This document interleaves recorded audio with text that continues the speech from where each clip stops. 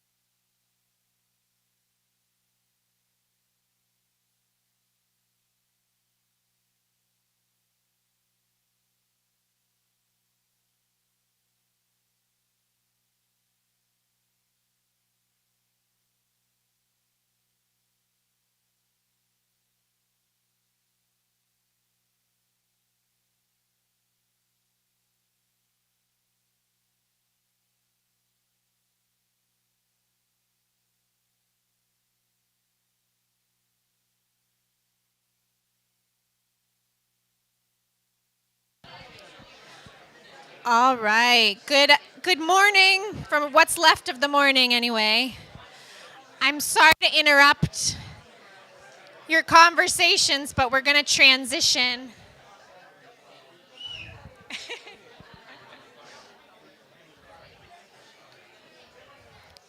We're going to start our forum conversation. You're welcome to linger in the kitchen or the other hallway. We don't want to kick you out in the cold snow, but we do want to transition into the forum now. So feel free to find a chair, and if we need to pull up some more chairs from the back closet, we can easily do so. So good morning, almost good afternoon, everybody. Thanks for joining us. Feel free to stay for as long as you can. This is being recorded as well. Hello to our online folks. And we're going to have a conversation together. Hopefully it will be more conversation than presentation. But we want to share give a little bit of background and context as to why we're having this conversation. But I want to just start off by giving a warm welcome and thank you to two of our guests, Catherine and Peter, who are here from the area UU Church at First Parish Sherburne. Welcome. Did I get that right? All right. And you may hear more from them, but the nice connection there is that their minister is the Reverend Nathan Dietering, who long ago was, I hear, a beloved student minister here. So we have that sweet connection in common. And the inspiration for this forum panel conversation is to help get us out of silos. You know, so many congregations are faced with similar challenges and opportunities, and creative experimenting with how to better serve one another and connect. And so I'm all for cross-pollination of ideas, getting us talking to each other. So welcome, Peter and Catherine. And we'll have two more folks from Fallen joining us in a little bit after their service finishes up. So I'm going to turn it over to Kim to give us a little bit of context about our beloved care committee, where we've come from, what some of the ongoing offerings are, and then I'll share a little bit more about the vision for this pilot ministry, and then we'll turn it into more of a panel convo. All right, Kim. Good morning. I am the chair of the care committee, but when Kit asked me to sleuth into the background, I talked to, of course, Susan Taylor. Is Susan in the room here? Okay. Anyway, I think that I'm safe in saying that this is the only committee at FPL, and probably, I'm in and out. I think just bring it a little closer. Okay. That started with a cookbook. Do you remember? Do some of you have this cookbook?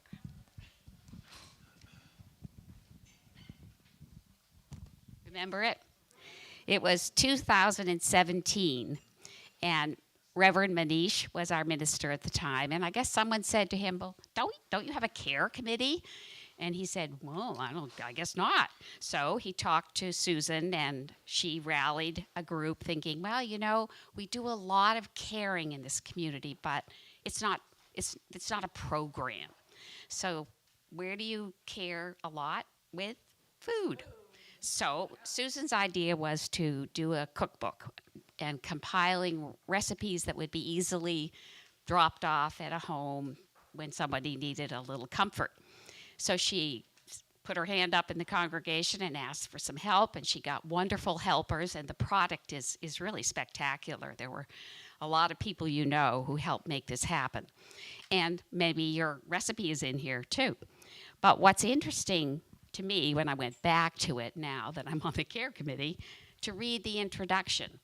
There's a very thoughtful introduction, and it really puts right here the mission and the action plan for the care committee as it exists today.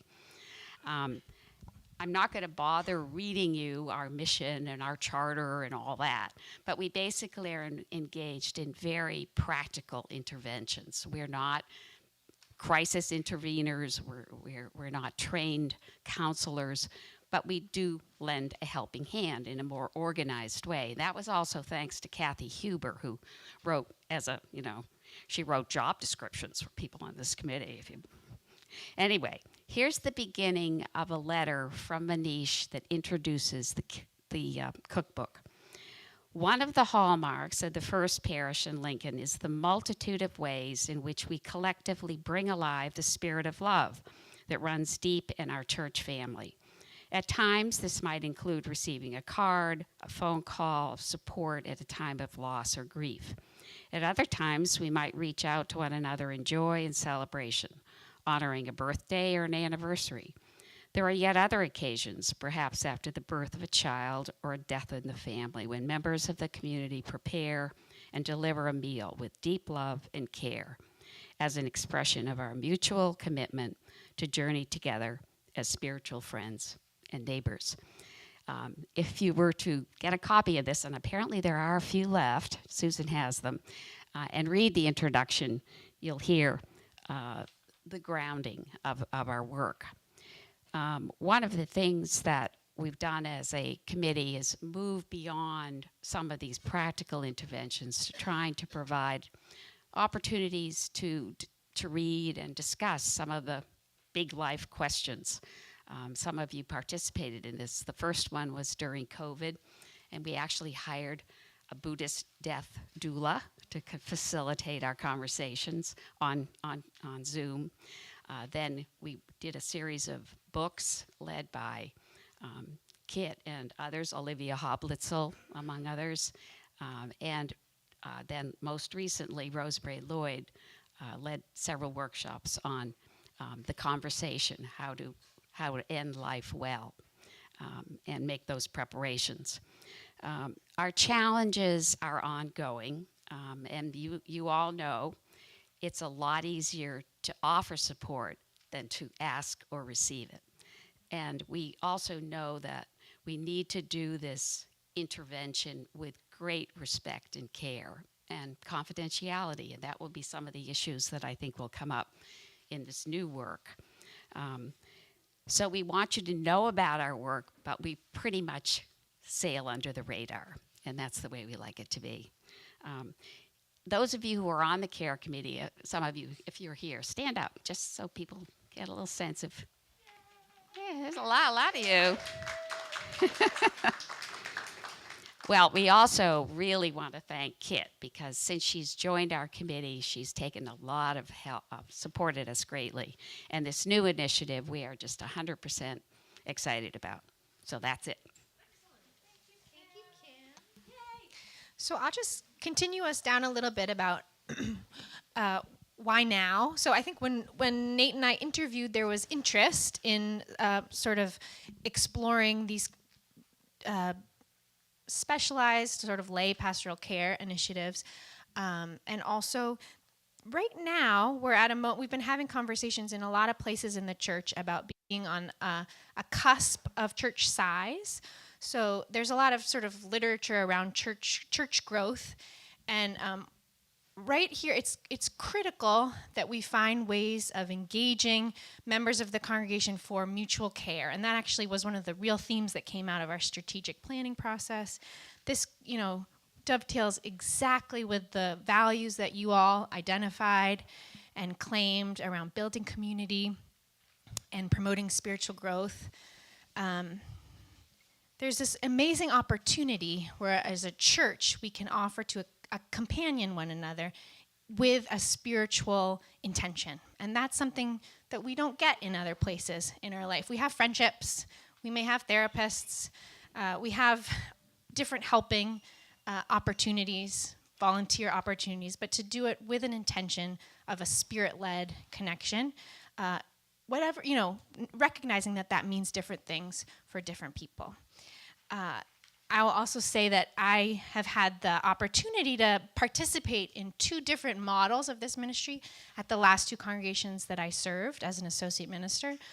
One was in Des Moines, Iowa, where we did, it was the Stephen Ministry Program, which is very popular throughout Christian churches throughout our country, and they adapted it for their setting. And another was in Berkeley. I was part of something called the Befrienders Ministry, very similar. Both of these were models of lay pastoral care. So it was our hope that we could work towards creating something that would fit this context. So the goal is My hope is to identify 5 to 10 people who feel potentially called to this work now, to go through some training. This would be initial training with the idea that it would be ongoing support and we would continue to have continuing education opportunities. And to do a little pilot, sort of from February through May, create some matches with folks who are going through a time of transition or might be open to participating in a relationship like this, and then we'll pause, regroup, take a look at how it's working, where we might want to make some tweaks, with the hope that this would become an ongoing offering nested under our Amazing Care Committee. So before we kind of turn over to conversation, I just want to draw your eye to this graphic, which I adapted from this Stephen Ministry program, and I just changed it to Companions because that was the name we decided to use because I think it captures the objective of this ministry, which is to come alongside people, not to create a power dynamic, right? But to come alongside, to journey together. So there is the informal care that we offer one another here on the left, on that spectrum image, as friends and family, which is very important and definitely something we offer in this congregation, in church communities.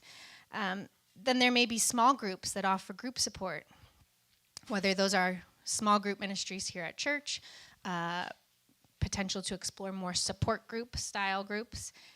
Then over on the right side, at the very specialized level, there's mental health professionals, which we honor and distinguish ourselves from, which is an important thing to do. That was a big part of my own training in divinity school, is learning about when and how to refer and how to maintain healthy boundaries so that we can support one another in community.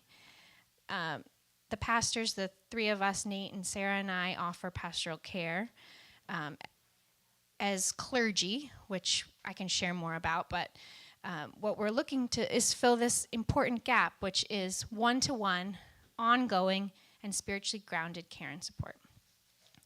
So I won't go through everything here because I want to leave enough time for us to be in conversation, but feel free to linger on some of this so we can chat more. I just want to make a note as we introduce some questions and conversation that Kim highlighted, which was around confidentiality. So there would be ongoing support from myself and possibly some of the other ministers, which would mean that there would be a sacred confidentiality among the fellow companions for sharing support. If you're in a situation where you're visiting someone who's homebound and you have a question about how best to support them. And because that would all be done under the supervision of myself or one of the other ministers, confidentiality would be probably right there, the highest, kind of one of the highest sacred values of that space.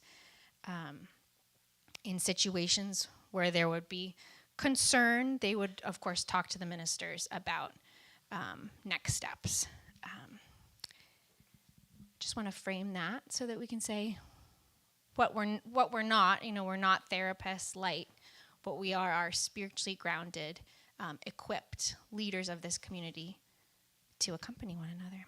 So I'd love to turn it over to our friends from Sherburne to just share a little bit about how you got involved in this ministry, and if you felt called to share a story honoring confidentiality that felt appropriate in broad strokes to share something that was a meaningful entry point for you. And then we'll continue the conversation. Catherine, would you like to start?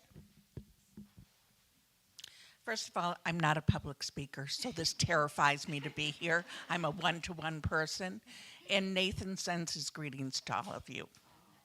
Yeah, so I've been at the UU Church in Sherburne for over 50 years, so I kind of know a lot of people, especially older people, and so have the opportunity to have a lot of conversations with people, and meaningful conversations, and we've traveled this road for a long time. And so being part of the lay pastoral group, committee, ministry, whatever we name we assigned to it kind of was the natural thing for me to do. I also was a nurse for 50 years. So what important, intimate relationship I would form with patients and with fellow congregants. And this started probably 15 years ago, maybe? Someone said it was 2011. Yeah, okay. And our ministers realized we were at a crisis, getting big like you're getting bigger, and how the ministers can't do it all. And the ministers shouldn't be doing it all. We're a lay-led group, church, and so it was important for us to be involved as well.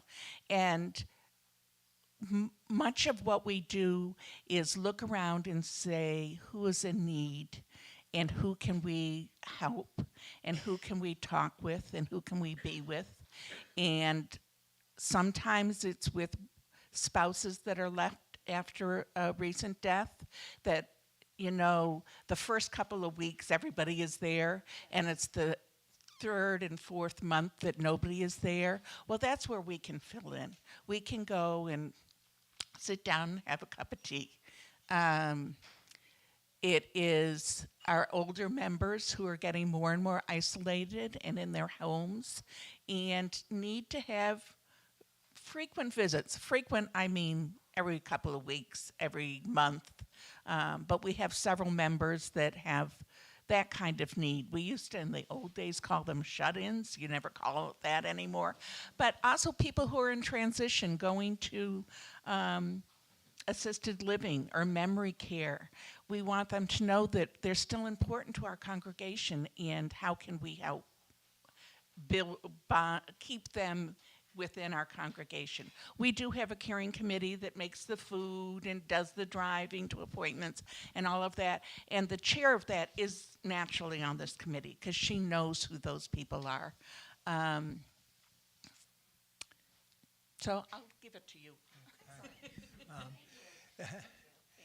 Now, the confidentiality, I would say that I guess when you're meeting with somebody, you may want to let them know that you may be passing some information, not only to the ministers, but maybe the caring committee also, because we do sit down every couple of months and maybe even quarterly, but we do go kind of round table like your kind of, in your note, it's almost exactly the way we do it, that you will kind of discuss whoever people are visiting, and sometimes you're asking for help on how do I approach something or whatever, or would someone be better to talk to them, or should two of us be visiting, so it's always good to get that permission and that sort of thing. But the confidentiality is always there amongst the committee. But it's a good feedback amongst everybody, and it does all of us a lot of good too. Like everyone says, we get as much out of it as that that we hope we're giving to people. So we had our lay pastoral care meeting this morning, and so I asked people, what should I say? And the one thing that one gentleman said is, love is the spirit of this church and service its law, and we say that every week. And we want people to know that we believe that and carry out that. He was in the very beginning of this committee forming, and he said what used to happen is we would meet and we would support one another, and then we would go down to coffee hour, and through different conversations, we would have a different lens that we were listening with to hear what was going on in our congregation, that we could then highlight who needed to be seen maybe more than just a coffee hour. So that was another tip that he presented. I think Peter and I both do better with questions, right? Yeah. Yes. Well, I have questions more which I will pepper in, but I also want this to be a conversation. So I wonder if there are folks out there who might have a question for our guests. Yes, hi, thank you for being here. Just following up on what Kim said about it's easy to give help but not ask for it.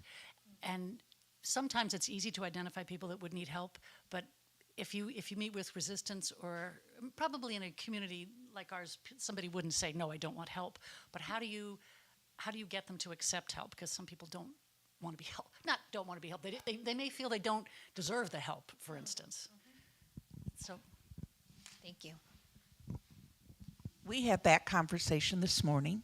We had a person who really needs support, and she has said, please, I don't want anybody coming in. And so then it's the minister's decision what to do. It's not ours any longer. That's when it goes to a higher level than we are able to handle. And I'll say, from a minister's perspective, that's where the ongoing relationships of a congregation, I think, are a real special. It's a special opportunity in care providing, because someone who's in a medical profession, helping profession, you don't get to know their children and their grandchildren. You're at their spouse's funeral or their grandchild's baptism.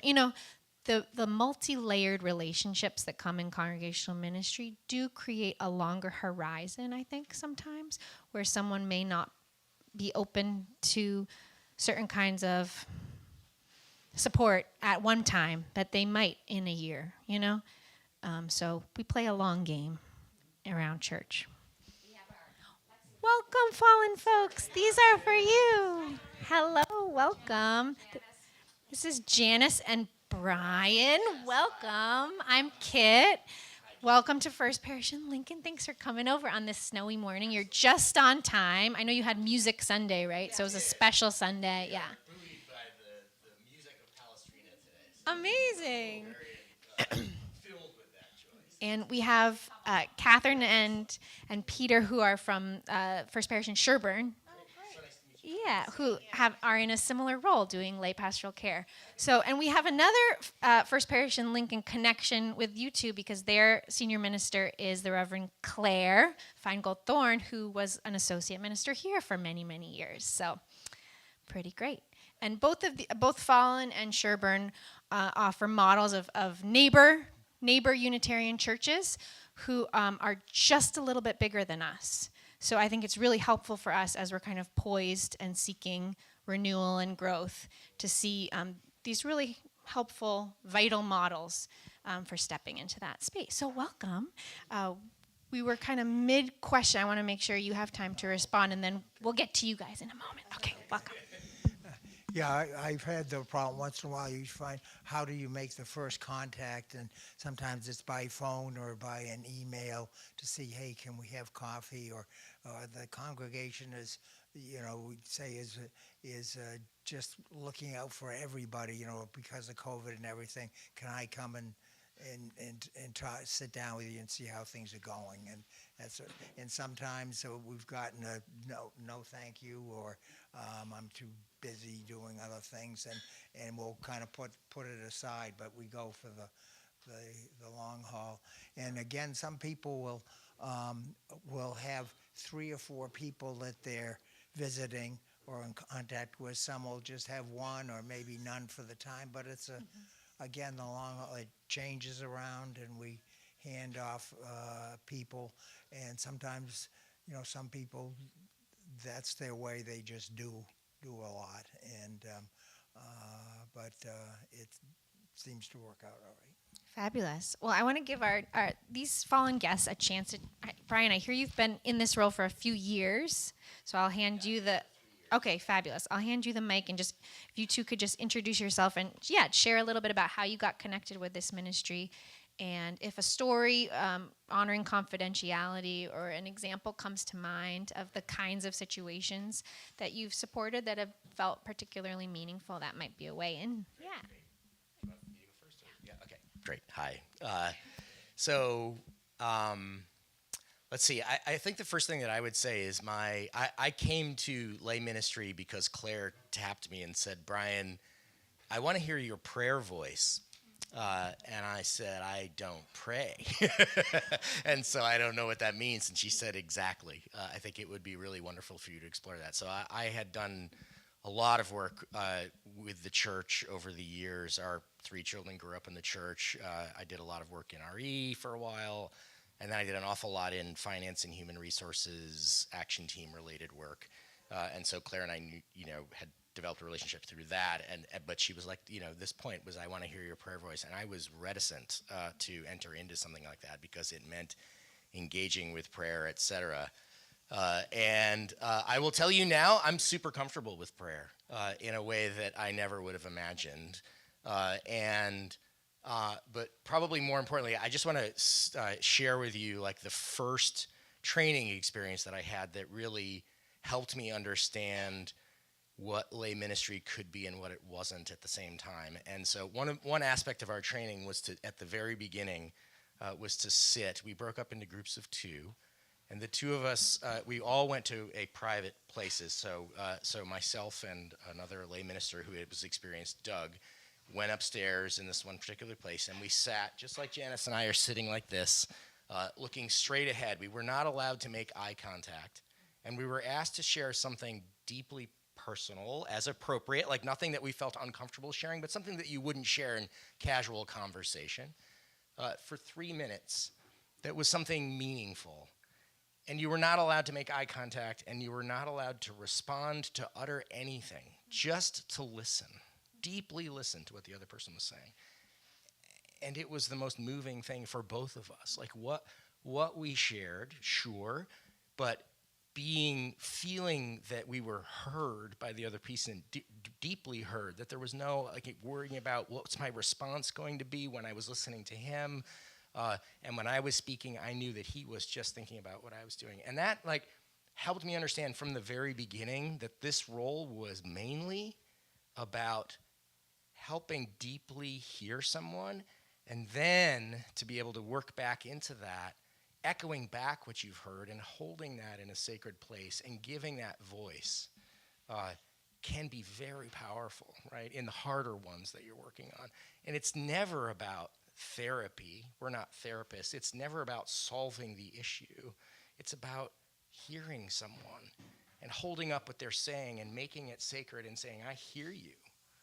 And there's more out there for us. And please, Spirit of Life, God, however you want to pray to it, hear this. Acknowledge it. Strengthen this person if they're having a hard time. Help them find power.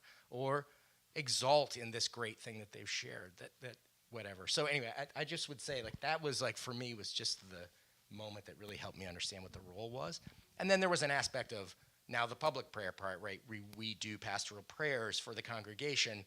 And Janice and I were just talking about this, like the process of writing that prayer and creating something that you feel like you can speak for the congregation is a whole different thing. So I'll just leave it at that for now.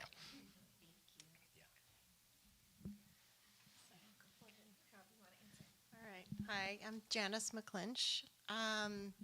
So I'm new to Fallen, and in fact, I became a lay minister before I even joined the church. I just felt very called to it. I think, like Brian was saying, this exercise of compassionate listening, where you sit side by side. For me, I feel that though we're not therapists, by witnessing somebody else's pain, it's very healing. It's like sitting Shiva or something like this. So I think that was the biggest sort of learning curve for me, was to not speak to to try and fix it. Because I think witnessing is enough, is a lot. It's very rare, because I think we've become very separated, and that communication just is very important. And most of my outreach has been via email. We did the outreach post-election. I reached out to about 45 people, heard back from maybe 5 or 7. And I really was surprised at how much people share, so it feels it's really an honor, a privilege that that people are trusting us to share those very raw emotions, that come up. So I hold that very dearly and sacredly. I take this whole role very seriously. So I think you wanted to know, I guess people are afraid of what is going to happen with this administration with LGBTQ plus members of their family, friends, and also a lot of people who have lost loved ones and grief. So that's what I have to say. Yeah. Thank you. Thank you. I want to open up. Joan, I see a hand. Yeah. This is very, very impressive. And I guess my question may have been answered by you, because my question was, having been a deacon in the old days, and we brought flowers at Christmas time to people, and people's reaction was, why'd you choose me? I don't need help. And so I love the idea of you're sending out emails to 45 people and they can self-select. Because at first I was sort of afraid you'd come over and say, hi, I'd like to come and see you. But I wouldn't tell them that I was doing it for something. Or I would say, well, we have selected you to be called on. So I really appreciate the approach that's just very generous and not pointing fingers and just letting them know. Because we did a calling during COVID, and we called people, and I know quite a number of them I called them 3 times, which some of them said, why are you doing this? Why are you bothering me? I'm fine. I'm enjoying myself. And, so it was a way to keep us all in. So this was important to me, and I've gone on a little too long. Sorry. Oh, that's helpful. Thank you. Does anyone want to respond? I think we've responded to that dynamic a little bit already, but others. Sarah, yeah. I know that we talk about this being spiritually grounded, and I heard your words about holding space is a sacred act. I guess I'm curious for each of you to reflect on how the Spirit moves in this work, different from a close friendship where you would offer deep listening. I'll frame it a little from a minister's perspective. So in the context that I've been in that have had similar models, the ministers get to have a matchmaking role. Not always. Sometimes there's other ways of reaching out and seeing who responds, but there's something really Spirit-led I've seen when it works well, when a need emerges and there's someone who's trained and called, and you say, that would be a real Spirit match potentially of these two people that maybe you've seen them in coffee hour together, but they've never actually had a real connection. And then suddenly it's like, boom, the depth of connection that's possible is really moving. And it comes from a place of, that shared vulnerability. Do you want to add to that? I would add that in our program, the co-chairs of the action team actually do that. They are thinking as something comes in. There is an element if someone wants to raise their hand, but there's usually some pre-filtering and thinking about, like, might this person, they would reach out to a particular lay minister thinking that it might be a good fit given, when I heard your question, I thought of one other thing too, which is the part of how the Spirit enters into the connection. One of the things that we also do, depending upon the nature of the conversation, is to ask at the end, would you like me to pray for you? And it's a choice, like they choose, you don't impose it on anybody. That gets easier when you've written, pastoral prayers and practiced them before the congregation, but it's another piece of it. I would say 75% of the time people will say, no, that's okay.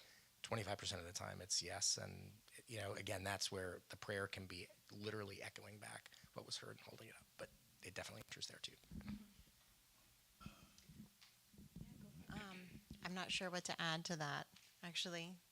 Yeah. So I think our model is different. It's really interesting to hear your model.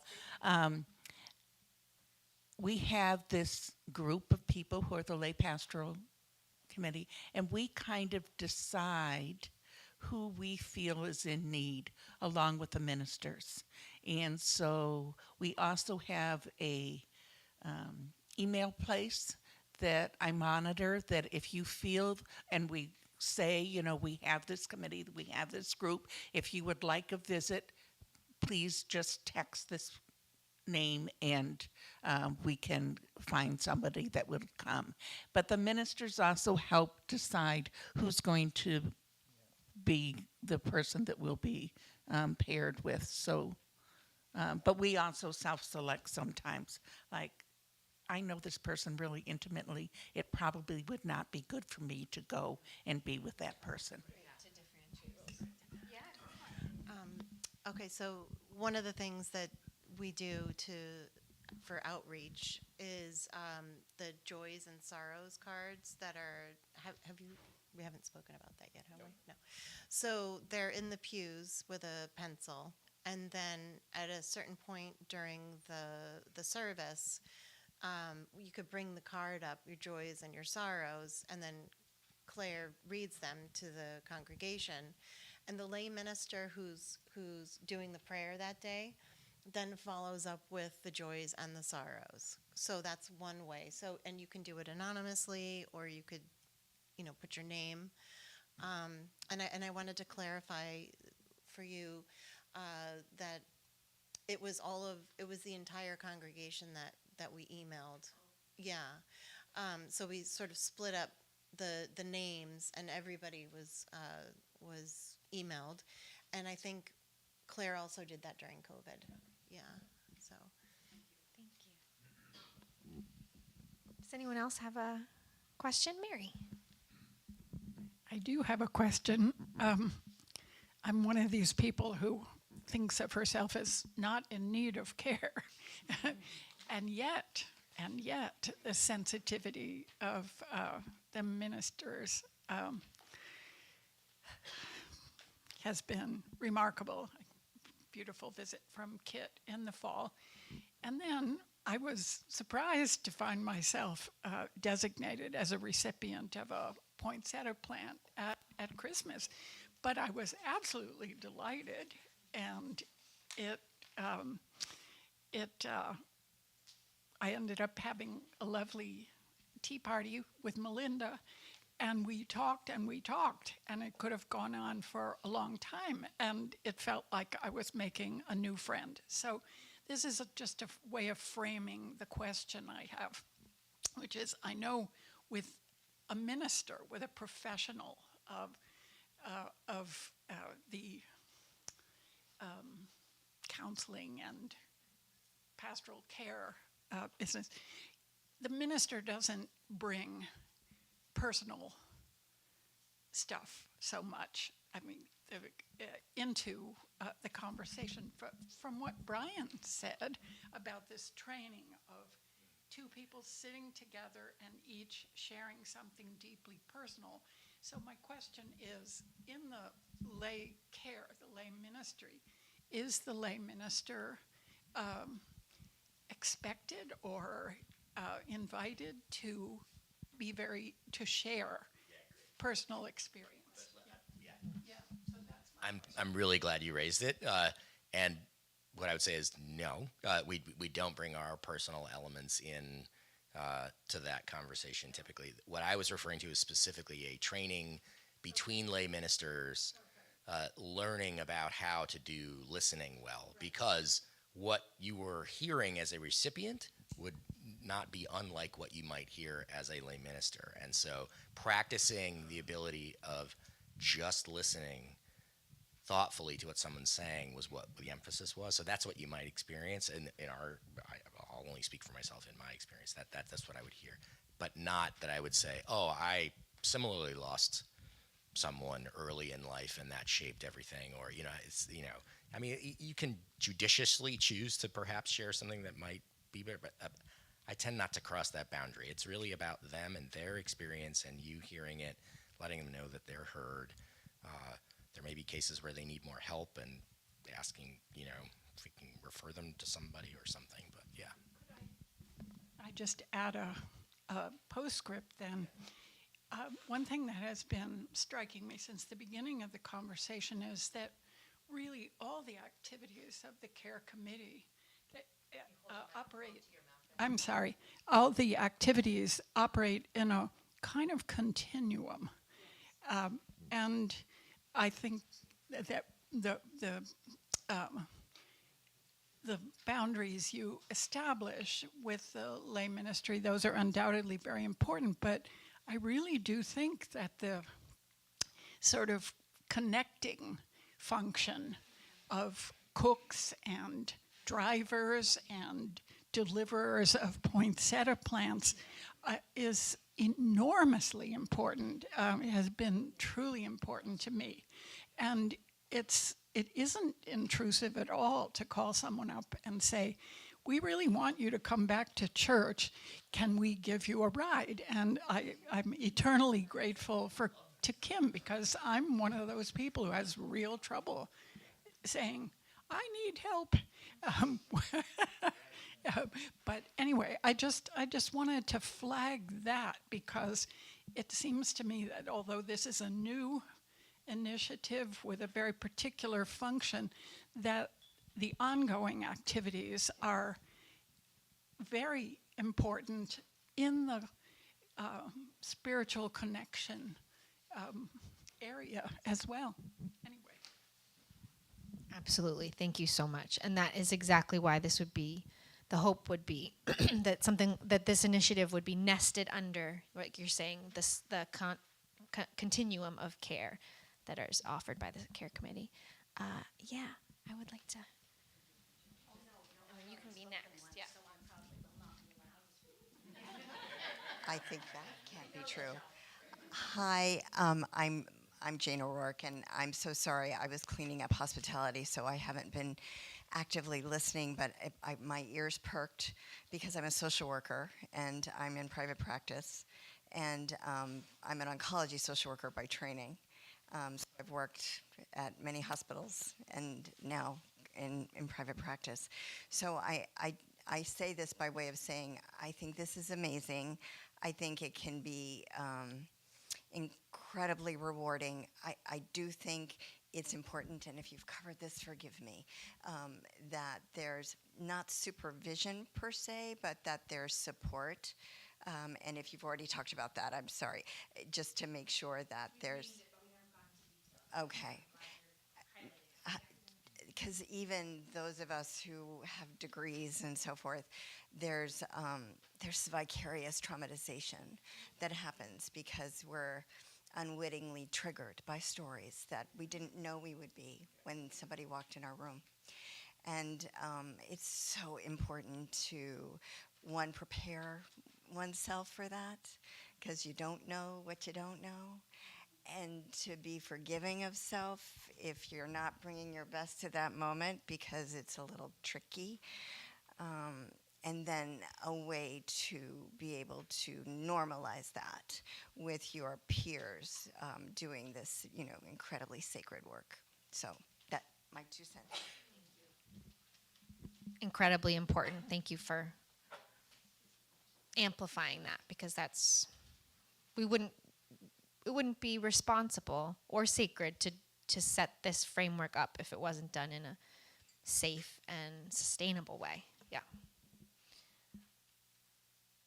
So the hope would be, and this is part of why we're piloting it and looking at different models and kind of saying, okay, what works here, what works there, what could work for us, because each community is a little different. And then my hope is that then we would have ongoing opportunities. So this month we might check in, and then maybe we do a little unit about, XYZ, maybe depression and anxiety, or addiction, or family system. Not to become experts that are providing, but just as sort of continuing reference points, giving people a little bit of extra support in navigating dynamics. Or let's just practice saying a prayer together. Yeah. I want to be mindful of time, but I thought we could take 5 more minutes or so. If anyone else has a curiosity. Yes, Joan. I've sort of done I belong to a Sangha, and we do deep listening and loving speech. So we do practice this as a group. And I have informally done this with sort of similar with someone that I know. But I just want to make sure how it will be. I mean, they will know that this has a finite time, because I think you get a close connection with someone and they expect you to be there. And suddenly you say, well, our month and a half is over. So I just wondered how you connect to have it be not, oh, I'm coming to you because I know you have a problem, or that, it seems like we're going to do this as a friend. I mean, I just wanted to see how you set it up so that people don't feel disappointed. Or abandoned, potentially, when things come to an end. Yeah, I would love to hear a little bit about your context. That's a great question, and I'm so happy for the comment about supervision. So I can speak from an experience of a lay minister working with me before I became one. And also what Claire recommends, that I think it goes case by case, and we don't want people to feel that we're dropping the ball. It kind of goes along with the supervision bit. So if there's something that we feel is out of our scope, we have a safety team. There's a safety team, and then also, I think it's VSN, and I can't remember what the acronym is, but it's rides and meals and Service Network. yeah, yeah, that's it. So that's the layer that we could offer, food, rides, etc. If something becomes more than what we can manage, then we go to Claire and we ask for her advice about it. I think. When someone was my lay minister, it was a very natural kind of tapering off, and everyone's. I think it's good to keep in the calendar every month. I have anybody who I'm speaking to. I have a reminder to email them and check in, so we keep track of who we're speaking to, and. I don't know if I'm answering. Do you want to speak to this a little bit? Yeah. Is there anything over there? Yeah. Certainly we're under supervision of our ministers. And I don't think there's really a cut-off point. I think we continue until the need is no longer there. I can't say that we've ever said, okay, you have a month and a half, and then we're going to cut you off, That doesn't happen, and it seems to be a more long-term thing until you don't need any more. Certainly, our caring committee for food and driving is not an everyday, long-term thing. We'll provide meals for a couple of weeks, but it's not going to be months and months and months and months. That's not the purpose of it, but I don't think we really have an ending point. But we do have, even this morning at our meeting, our minister brought up that several people he was worried about on the committee that needed to take care of their own self-care also, so we don't we don't tax them to create another problem. That's right. That's right. Anything else on that? Yeah. It's sort of related. Okay, great. I'm just thinking about, you're talking about how you sort of wind down the service. What if you have someone who's very, very needy? And I'm thinking of a very specific instance with my husband, who has a close friend who is suffocating him.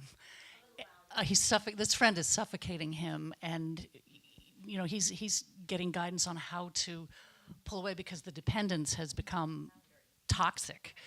And so how do you wean somebody away so they can stand on their own or get past whatever the issue is that they've come to you for, or you found them out for?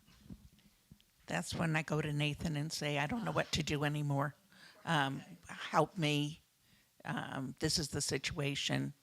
How can we continue to support this person? But maybe we switch people, maybe we do something different. But that's a conversation between Nathan and myself.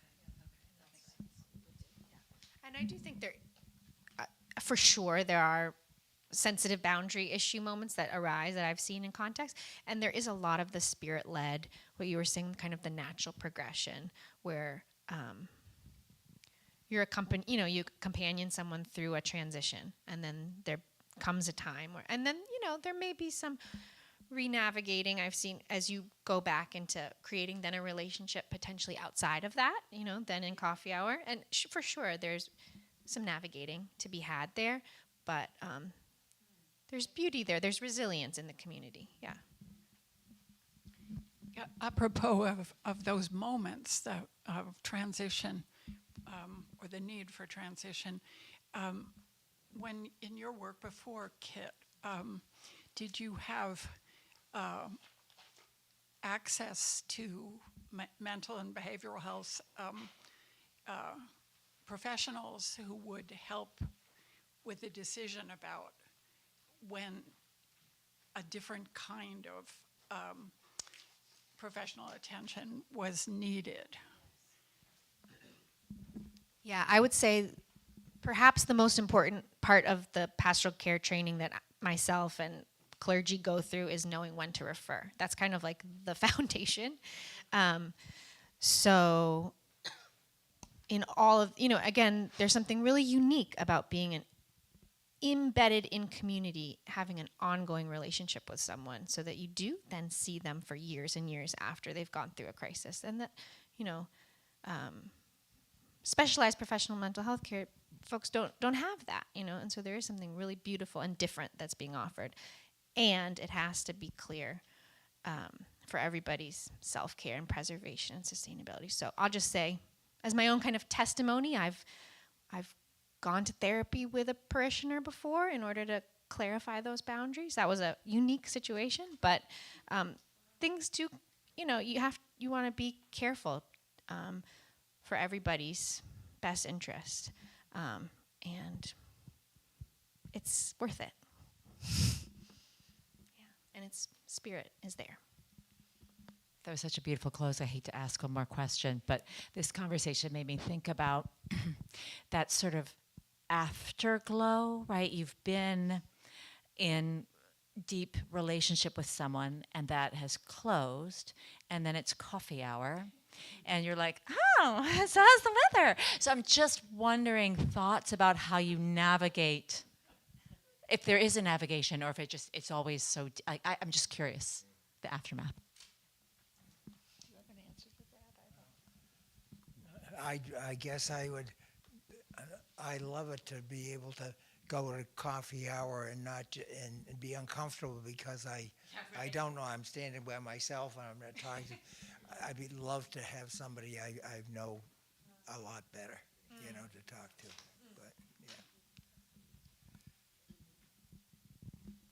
Anything else? Yeah. The only other thought I had in that is like, when you've had that connection with somebody like that, you won't ask, how's the weather? Oh, I know. And you don't have to go, and you don't, but it feels very good also to say, how are you? And they know that that's not a question that's about whatever, and it doesn't have to go all the way back into a whole conversation about whatever. It's like, there's somebody that when you say, how are you, you mean it, right? So. And maybe by way of closing, I'll say if folks are interested in pursuing some of these training opportunities, whether you can come to all or not, or if you feel called to join this ministry at this particular moment, I think these kind of conversations and resources will be helpful and impactful for all kinds of listening relationships that we have. And more to be continued, but I want to honor everyone's time. And I thought, by way of closing, that we might have a moment. How about this? Would you like to close our time with a prayer? Yes, please. Okay. Yeah. How about this? I'll start. I'll start, and then I'm going to leave a little bit of silence. And if someone else would like to add into that silence, you're invited to do that as the Spirit leads you. Okay, will you join me in a spirit of prayer? Holy One, God of many names and God beyond names, God of the snow, God in silence and in laughter and in tears, God who is present, Spirit who's in Sherburne and Lexington and Lincoln and all the spaces in between. Thank you for bringing us together today to orient our hearts towards an opportunity that is emerging here in this community, and to see some companions and fellow travelers in these sister congregations doing similar work. Thank you for the questions and the longings and the curiosities. May you continue to reveal what you're bringing about here in this community. Thank you for the moments that make us a little uncomfortable, that bring us to that growing edge. And thank you for the moments when we can feel heard and held. And we know that we are doing that not alone, but in the embrace of your love.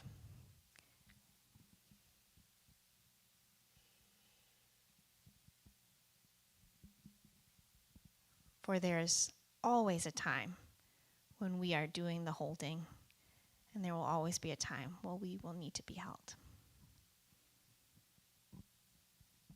And we pray this in the name of love. Amen. Thank you all. Thank you to our guests again for making